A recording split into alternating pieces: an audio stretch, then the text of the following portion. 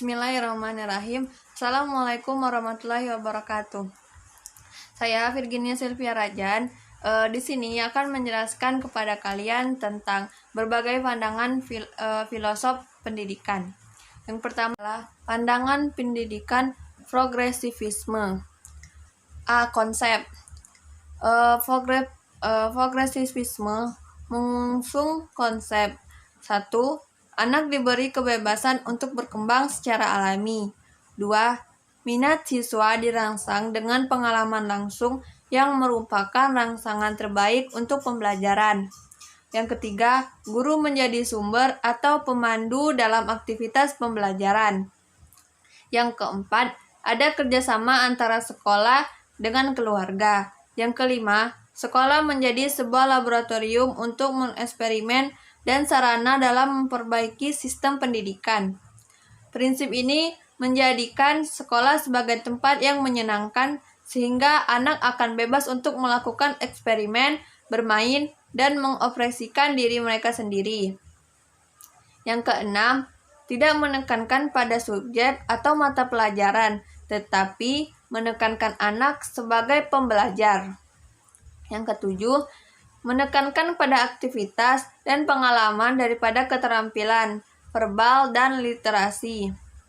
Yang kedelapan, mendorong pembelajaran kelompok daripada potensi belajar secara individual serta kemajuan.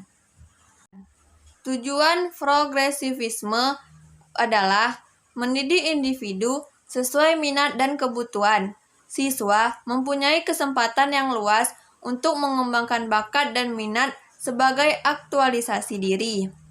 Sekolah merupakan tempat belajar siswa untuk memperoleh pengetahuan.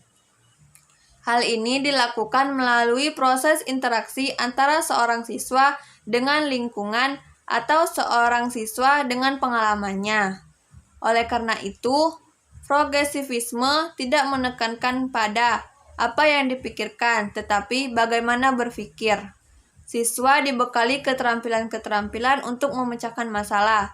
Selain itu, progresivisme juga memberi manfaat agar dapat berinteraksi dengan lingkungan yang mengalami masalah yang diberikan dapat digunakan oleh siswa untuk menentukan, menganalisis, dan memecahkan permasalahan dengan proses pembelajaran yang didasarkan pada minat dan kebutuhan siswa.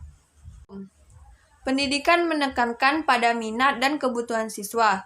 Penekanan yang lebih diperhatikan adalah pada aktivitas anak, kreativitas, dan belajar dari pengalaman melalui interaksi dengan lingkungan, baik alam maupun sosial. Guru tidak memegang otoritas penuh terhadap murid.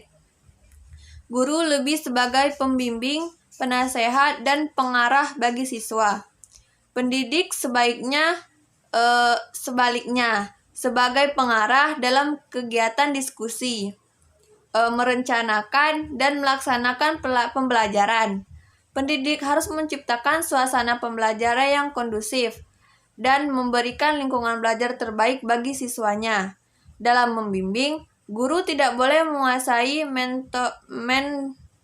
mendominasi, atau menonjolkan diri. Pendidik harus bersikap lebih demokratis dan memperhatikan hak-hak peserta didik secara keseluruhan. Pendidik lebih memberikan motivasi kepada siswa dalam pemecahan masalah, agar tidak mudah menyerah ketika mengalami kendala dalam menyelesaikannya. Guru lebih menekankan pada minat dan bakat siswa daripada materi pembelajaran. Rekonstruksionisme sosial atau kultural. Konsep. Pendidikan merupakan produk dari suatu masa dan konseptual terhadap lingkungan budaya tertentu. Oleh karena itu, rekonstruksionisme melihat pendidikan sebagai sarana untuk memelihara kemasyarakatan sebagaimana adanya. Perubahan besar diperlukan untuk membentuk suatu masyarakat yang lebih responsif terhadap kebutuhan individu. Reformasi pendidikan tidak dapat dipisahkan dari reformasi sosial. Aliran rekonstruksionis menekankan pada kebutuhan untuk perubahan, yaitu perubahan sosial dan tindakan sosial. Pemikiran untuk mengembangkan perubahan didasarkan atas pemikiran bahwa individu dan masyarakat akan dapat membuat suatu perubahan yang lebih baik. Dengan demikian, rekonstruksionalisme akan melibatkan lebih banyak masyarakat sebagai agen perubahan, change agents, untuk mengubah diri sendiri atau dunia di sekitar mereka. Para rekonstruksionis melihat pendidikan sebagai sesuatu yang melibatkan individu dan masyarakat. Kurikulum ditekankan pada kebenaran, persaudaraan, dan keadilan. Kurikulum harus diorientasikan pada tindakan oleh keterlibatan siswa dalam proyek-proyek jika keperluan. Guru meminta siswa untuk membaca literatur dari bangsa lain, baik dalam hal ekonomi, sosial, maupun budaya. Hal ini sebagai salah satu upaya untuk mengetahui dan membentuk perubahan sosial. Oleh karena itu, kurikulum akan terus berubah yang diselaraskan antara tujuan-tujuan nasional dengan tujuan siswa. Para pendidik sebagai reformer pendidikan yang radikal, guru sebagai perubah yang nyata dalam masyarakat. Oleh karena itu, guru terlihat secara efektif baik sebagai pendidik maupun aktivitas sosial. Guru harus membuat para peserta didik menyadari masalah-masalah yang dihadapi umat manusia. Guru harus terampil dalam membantu peserta didik menghadapi berbagai kontroversi dan perubahan. Guru harus menumbuhkan perbedaan dalam kemampuan berpikir sebagai suatu cara untuk menciptakan alternatif-alternatif pemecahan masalah yang menjanjikan keberhasilan. Pendidikan tinggi.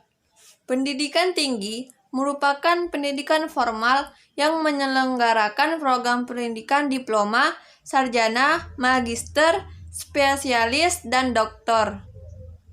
Pendidikan tinggi diselenggarakan dengan sistem terbuka. Satuan pendidikan yang menyelenggarakan pendidikan disebut perguruan tinggi, yang dapat berbentuk akademik, politeknik, sekolah tinggi, institut, atau universitas. Perguruan tinggi berkewajiban menyelenggarakan pendidikan, penelitian, dan pengabdian kepada masyarakat. Dharma perguruan tinggi. Perguruan tinggi dapat menyelenggarakan program akademik, profesi, dan atau vokasi. UUSPN 20/2003 Pasal 20. Pendidikan tinggi. S1. Menyiapkan peserta didik menjadi anggota masyarakat yang memiliki kemampuan akademik dan atau profesional yang dapat menerapkan, mengembangkan, dan memperkaya khasna ilmu pengetahuan, teknologi, atau kesenian. 2. Mengembangkan dan menyebarluaskan ilmu pengetahuan, teknologi, dan kesenian serta mengupayakan penggunanya untuk meningkatkan taraf kehidupan masyarakat dan memperkaya kebudayaan nasional. Filsafat Pendidikan Ki Hajar Dewantara dan Driyarkara.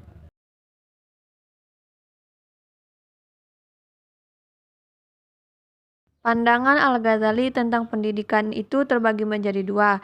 Yang pertama, terkait perhatian secara penuh pada studi dan tidak diganggu oleh urusan duniawi. Yang kedua, terkait penghormatan pada guru. Hal ini terlalu berlebihan, walau bagaimanapun, guru juga manusia yang tidak lepas dari kesalahan dan hawa nafsu. Mungkin cukup sekian dari saya. Mohon maaf bila ada kekurangan. Saya akhiri. Wassalamualaikum warahmatullahi wabarakatuh.